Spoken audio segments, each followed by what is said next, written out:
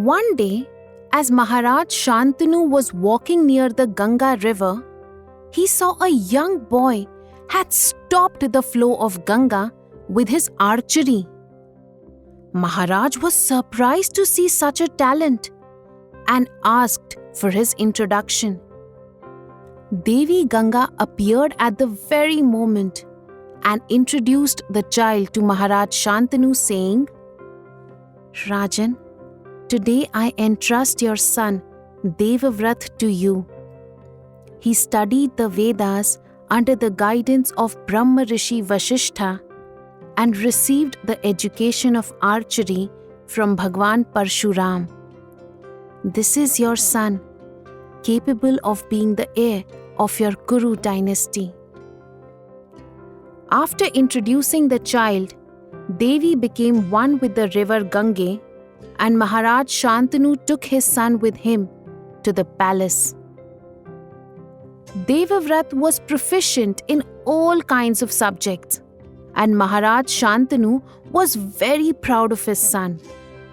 Maharaj Shantanu organized the Rajasuya Yagya after crowning Devavrat his successor. As a master of warfare, Devavrat campaigned and conquered the world for his father's Yagya and completed the great task of Digvijay by enslaving all the kings under the rule of Hastinapur. Maharaj Shantanu considered himself blessed to have found Yuvraj Devavrat and had decided to hand over all the duties to him. One day, Maharaj Shantanu was walking near the Yamuna river when his senses were lured towards a wonderful fragrance. While searching for the origin of the fragrance, he met Satyavati, the daughter of a fisherman. Seeing the divine beauty of Satyavati, Maharaj Shantanu was fascinated and approached her. He said, "Devi, who are you? Looking at your form, it seems that you are a heavenly Apsara. This enchanting fragrance coming from your body is also beyond this world." Satyavati bowed respectfully to Shantanu and said, "Hey Rajeshwar, I am the daughter of the king of fishermen, and on the orders of my father, I do the work of rowing the boat."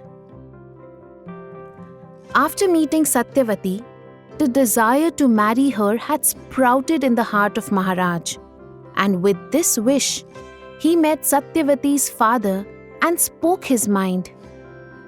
Hearing the words of Maharaj Shantanu, Satyavati's father said, "O Naresh of Hastinapur, it is impossible to find a greater man than you for my daughter.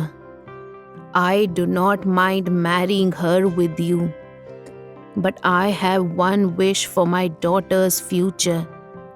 If you accept that, only then will I give my approval for this marriage."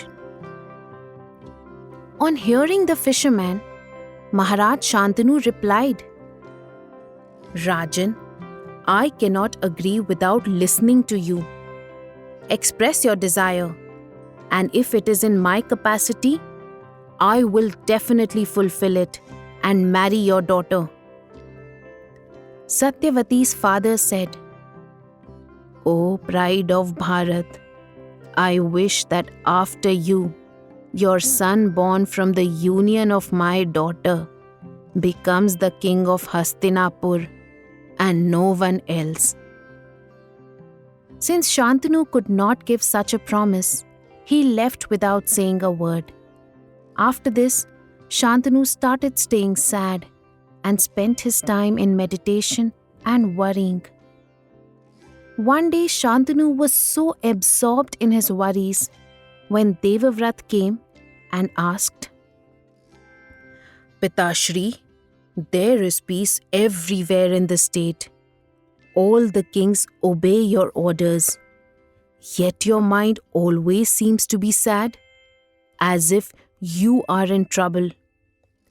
What is there in your mind that you're not telling anyone?"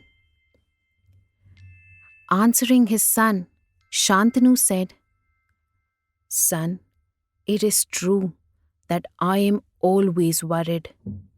After me, it is your responsibility to carry forward the lineage tradition of the Bharat clan.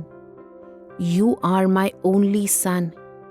If something happens to you due to Daiv Yog and you die, then who will carry forward this great lineage?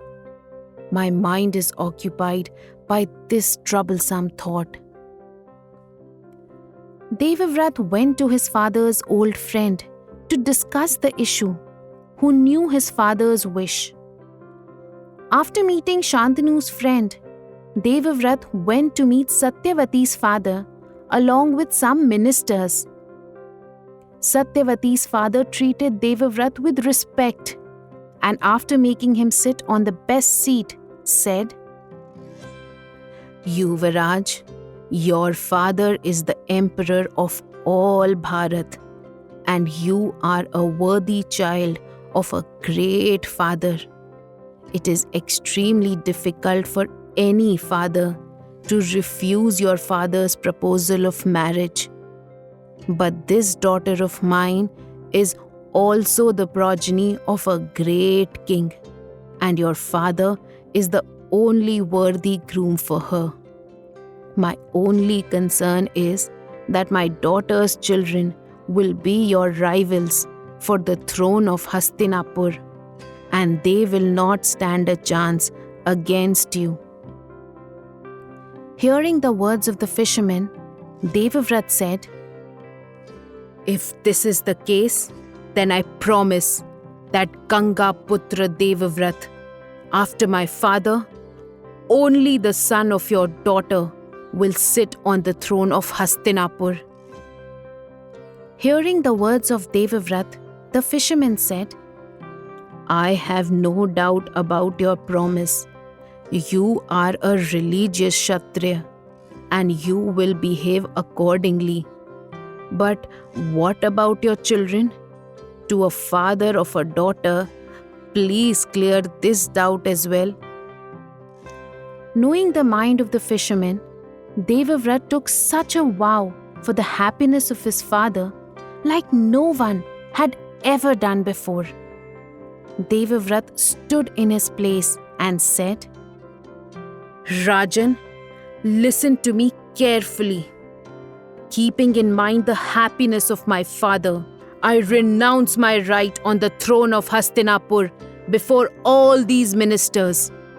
In order to clear your doubts, I take a vow that I, Ganga Putra Bhishma, will remain a celibate for life and dedicate my life to the service of the Hastinapur throne." Hearing the words of Devavrat, the hair of all the ministers present there stood up. The gods, the Apsaras, and the Gandharvas showered flowers from the sky and said, "This is Bhishma." After taking the vow, Devavrat said to Satyavati, "Ma, come and sit with me on the chariot and let us go to our palace." On the orders of her father, Satyavati went to Hastinapur with Devavrat. After reaching there, everyone told Shantanu about the promise made by Devavrat.